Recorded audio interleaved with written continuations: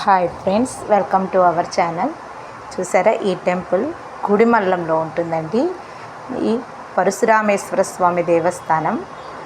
ఇది మన భారతదేశంలోనే ఫస్ట్ శివాలయం ఇది తిరుపతికి దగ్గరగా 25 కిలోమీటర్ల దూరంలో ఉంటుంది.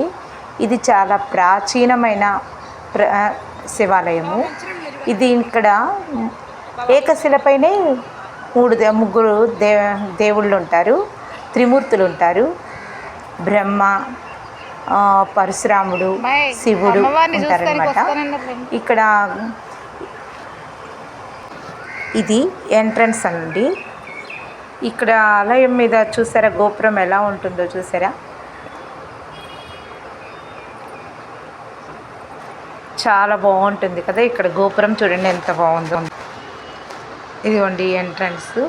ఇక్కడ గోపురం ఎలా ఉంటుందంటే గజపుష్టి ఆకారంలో ఉంటుంది. మన ఏనుగు కూర్చుంటే ఎలా ఉంటుందో అలా ఉంటుంది ఇక్కడ గోపురం. ఈ టెంపుల్ యొక్క విశేషం అదే అన్నమాట. చూడండి, ఇప్పుడు వెళ్తున్నాం కదా, అక్కడ ఒక గుడిలాగా ఉంది కదా, ఆ టెంపుల్ కనిపిస్తుంది చూడండి. ఆ టెంపుల్ ఆనందవల్లి అమ్మవారు, అంటే పార్వతీదేవి అమ్మవారి గుడి. ఇప్పుడు మనం చూడండి, ఇప్పుడు కనిపిస్తుంది కదా, అక్కడికి ఎదురుగానే సూర్యదేవుడు కూడా ఉంటాడు. అడుగు తీసుకోవచ్చా అండి?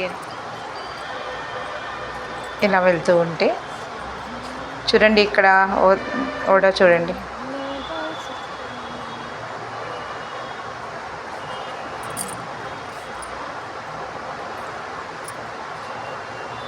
ఇక్కడ అమ్మవారికి పూజ జరుగుతోంది. మేము వెళ్ళినప్పుడు అమ్మవారిని అభిషేకం అయిపోయి అలంకారం చేస్తున్నారు.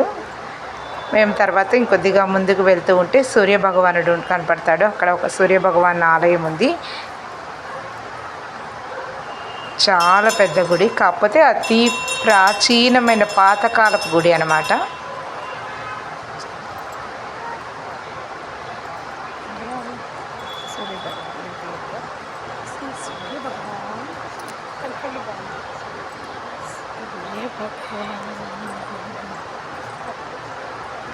ఇదిగోండి సూర్య భగవానుడు, చాలా బాగుంటుంది విగ్రహం ఇక్కడ.